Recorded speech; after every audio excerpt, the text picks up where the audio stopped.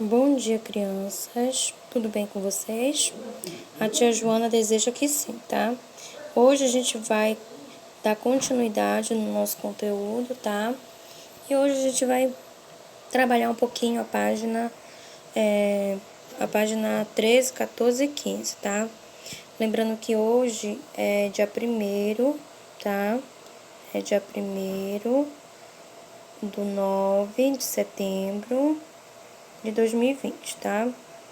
E a gente vai continuar um pouquinho a nossa aula hoje, falar um pouquinho sobre o nosso conteúdo do nosso capítulo do volume 3, da unidade 5. A gente vai trabalhar uma forma de energia e a gente vai falar um pouquinho hoje sobre os bons e os maus condutores de calor, tá? Então, como a gente falava nas aulas anteriores, né? A gente trabalhou um pouquinho sobre essa questão do que dos efeitos do calor nas substâncias, né? As substâncias que a gente falou nas aulas passadas, os materiais, eles são bem diferentes, né? Mas por que eles são diferentes? Porque justamente eles são formados por substâncias que são diferentes, tá? Então, essas substâncias, em geral, elas, vamos supor assim, elas são formadas, elas são constituídas por esses materiais, que são encontrados nos estados físicos da matéria. No caso, quem são os estados físicos da matéria que a gente falou? Sólido, líquido e gasoso, tá? Então, hoje a gente vai falar justamente dessas substâncias também, tá? Mas a gente vai falar que existe materiais, né, que conduzem bem calor e outros materiais que não, tá? Então, a gente vai falar um pouquinho aí sobre os bons e os maus condutores de calor. E esses materiais que a gente vai falar, eles são formados também por substâncias, tá? Então, por exemplo, em casa mesmo, quando a mãe de vocês vai cozinhar um alimento, né? Precisa-se do quê? Das panelas, né? Precisa-se, em geral, dessas panelas. E aí, as panelas, em geral, elas são formadas por um tipo de material, né? Material que faça o quê? A condução do calor. Como, por exemplo, o material que essa panela pode ser formada pode ser de um metal. Então, desculpa, os materiais que conduzem bem calor, eles são chamados de bons condutores. Então, o metal também é um exemplo de materiais, né, que conduzem bem calor, tá? E essa condução de calor, ela é uma característica, né, que possibilita, tá, que o calor que vem no caso da chama, tá, do fogão, né, ele seja transferido para essa panela, né, e depois ele é transferido para quem? Para o alimento. Então, nós dizemos também que, como exemplo da panela, que é um material bom condutor de calor, né, são bons condutores, os metais, a gente pode falar também, nós podemos falar também do corpo humano, tá? O corpo humano, assim como grande parte dos metais que a gente falou, né, como no caso o aço, a prata, o cobre, eles são bons condutores de calor, tá? E até mesmo quando a gente utiliza o ferro de passar roupa, né? As chapinhas para alisar o cabelo, as grelhas, as panelas, né? E entre outros objetos que nós temos no cotidiano, né? Eles precisam transmitir calor, tá? Por quê, na verdade? Porque eles são feitos de algum tipo de metal, né? Por conta disso. Então, o corpo humano, como eu falei para vocês também, né? É bom condutor de calor. Em geral, quando a gente vai se abraçar, né? Ocorre essa transferência de calor, tá? Porque, no caso, o nosso corpo ele é um bom condutor de calor, tá? O ferro também, como eu falei para vocês, que está ilustrado na página 13, tá? Ele é também um material bom condutor de calor, tá? Porque a gente pode dizer que a base do ferro ele é feito de quê? De um metal, tá? Ele é feito de um metal. Então, esse material, ele conduz bem calor, tá? Agora, nós poderíamos citar como exemplo as caixas de isopor, né? Qual é a finalidade delas? A finalidade delas, na verdade, o objetivo delas, né? Elas são utilizadas para manter o quê? As bebidas geladas, né? Até mesmo para conservar um alimento no gelo, né? Porque o isopor, em geral, ele é um mau condutor de calor, né? Então, as caixas de isopor elas são utilizadas para manter bebidas geladas, né? Pois, no caso, porque o isopor é mau condutor de calor. Então, tem algumas substâncias que não são bom condutoras de calor e tem outras que são. Então, o isopor, por ele ser um material que não conduz bem o calor, ele é usado exclusivamente para fabricar caixas isolantes, né? E em geral ele é utilizado também em festas, as pessoas também armazenam para ir à praia, armazenam as bebidas com o gelo dentro, né? Tá? Para que não esquente, tá? Mas o isopor, ele é mau condutor de calor, tá? Ok? Aí nós podemos falar também sobre aqueles materiais que são mal condutores de calor, tá? Então, os materiais que eles não conduzem bem o calor, eles são chamados de mal condutores. Já aqueles que conduzem bem o calor são chamados de bons condutores, tá? Além do isopor, a gente pode citar outros mal condutores também, como a madeira, a cortiça, tá?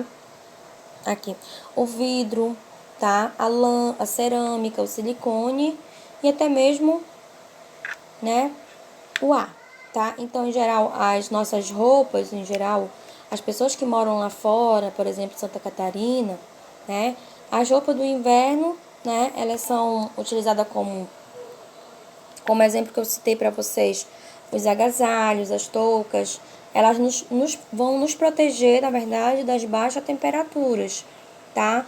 Porque elas são feitas exclusivamente de um tecido que esse tecido, na verdade, ele vai, vamos supor assim, dificultar a transparência do calor do corpo para o ambiente, né? Então, por isso, eles são mal condutores, né? Esse tipo de tecido, tá? A gente poderia falar também, tem uma curiosidade aqui, tá? Como o iglu consegue se proteger do frio, tá? Então, aqui ele coloca um pouquinho ao olhar, no caso, e a visão, como é que ele faz essa proteção. E a representação, na verdade, da estrutura do iglu, tá?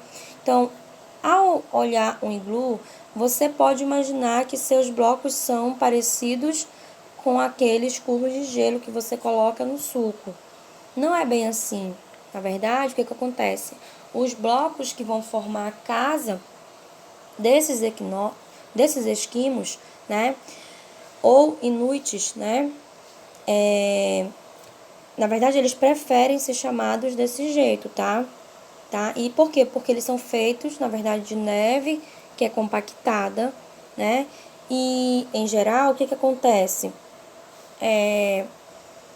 Acontece muito mais leveza, né, do que o isolamento da temperatura, do que o gelo, né, cristalino. Então, já que além da água, esse tijolão, né? Só um minutinho, gente, que o telefone deu um probleminha.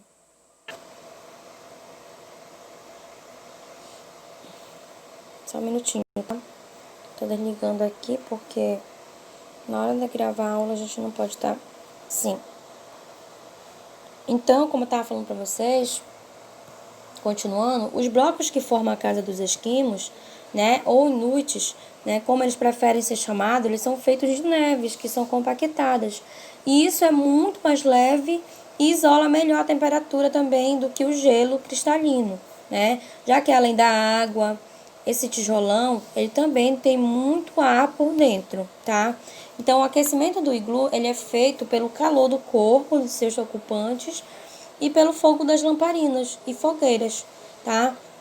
Para evitar, no caso, que a fumaça ela tome conta do ambiente, né? Eles fazem o quê? Eles contam com uma pequena chaminé, né?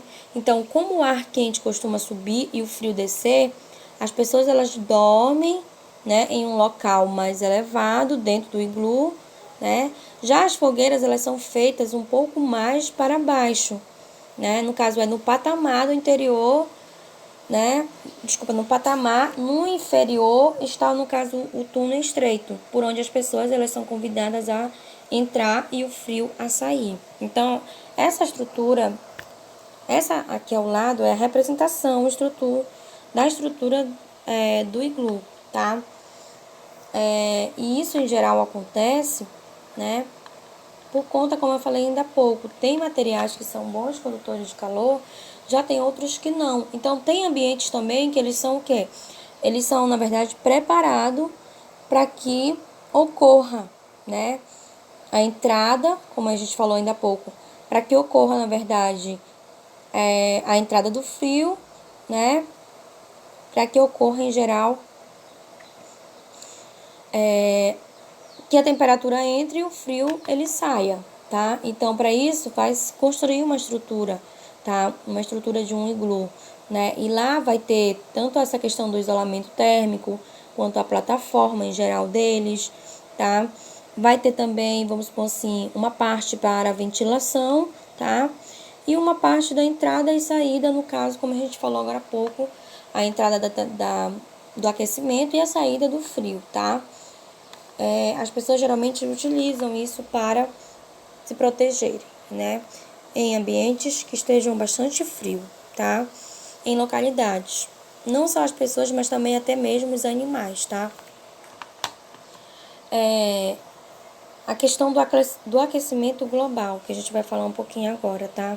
Então, o aquecimento global, gente, ele é, vamos supor assim, o aumento da temperatura média do planeta, tá? Se a temperatura ela tá de um jeito hoje, vamos imaginar média, o aquecimento global, desculpa, seria o aumento, né?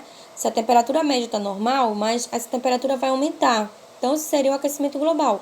Vai ocorrer um aumento da temperatura média do planeta. E esse aumento, em geral, ele se dá por meio de uma intensificação de um fenômeno chamado de efeito estufa, né? Que existe e é natural no planeta Terra, tá? E em alguns gases, como, por exemplo, o gás carbônico, né?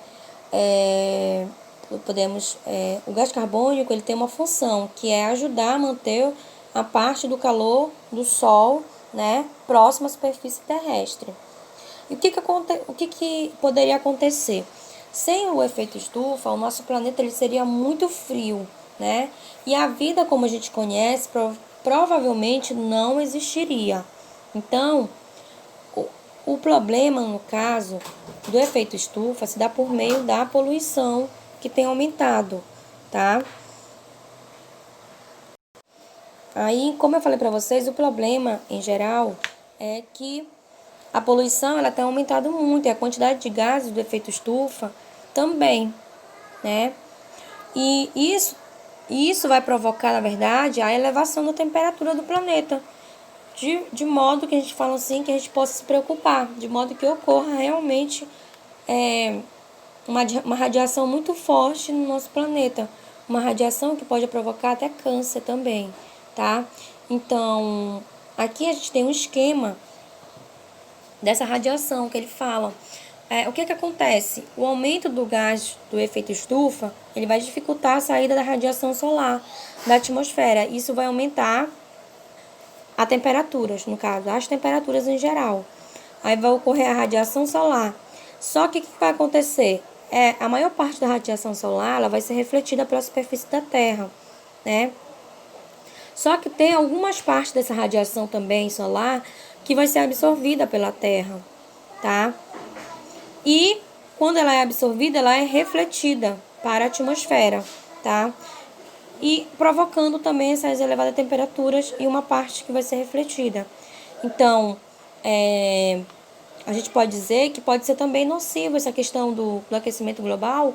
Ele vai gerar o efeito estufa, tá? Então, o aquecimento global pode gerar o efeito estufa por conta dessa questão, como eu falei para vocês. O efeito estufa, ele é um fenômeno natural que acontece, mas nós poderíamos dizer também que com o aumento dos gases, né, que a gente tem através da poluição, né, como a poluição vai provocar o aumento desses gases, a quantidade dos gases do efeito estufa também vai ser elevada, né, e isso vai gerar, na verdade, uma elevação da temperatura do nosso planeta de forma muito preocupante, tá?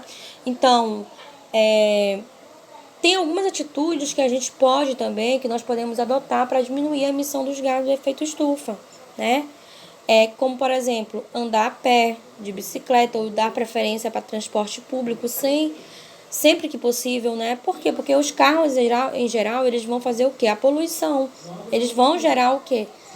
A poluição dos gases na atmosfera, né? Então, por isso que uma das atitudes é andar a pé, de bicicleta, de preferência de transporte público, tá? Outra seria diminuir o consumo da carne, pois no caso desses rebanhos, eles eliminam grande quantidade de gases na atmosfera, que vai contribuir para o aquecimento global também, tá? Outra forma seria pensar bem se realmente precisamos ou se vamos utilizar um produto antes de comprá-lo, tá? Essa questão da reutilização, tá, gente?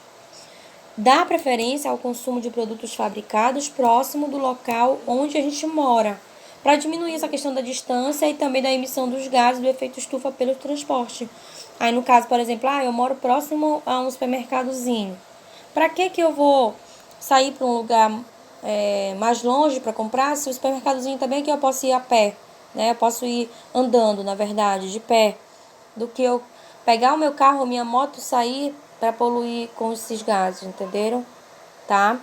Então, tem algumas atitudes que podem nos ajudar nessa questão do aquecimento global, né? Na natureza, tá? Porque nós já sabemos que o efeito estufa ele é um fenômeno natural que existe, mas nós sabemos que sem o efeito estufa o planeta ele seria muito frio e a vida poderia não o quê? Não existir.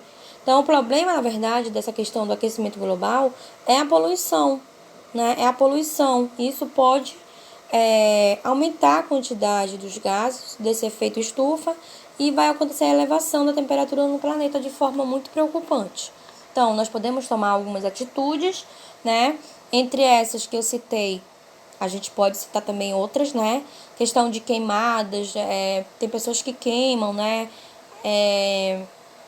Fazem queimadas, eu vou podar algumas árvores, eu vou fazer alguma coisa, eu vou queimar. Então, essa queima, ela provoca também emissão de gases, tá? Então, diminuir mais essa questão das queimadas também é também uma forma de não estar poluindo, tá? E eu vou deixar para vocês hoje uma atividade, que é a página 16, tá? A página 16 vocês podem fazer e tá enviando hoje para mim. E a 17, na próxima semana a gente vai fazer, tá? Então, eu deixo para vocês hoje a página 16, para vocês fazerem e enviar, tá bom? Beijo da tia e até a próxima, tá? Tá pouco.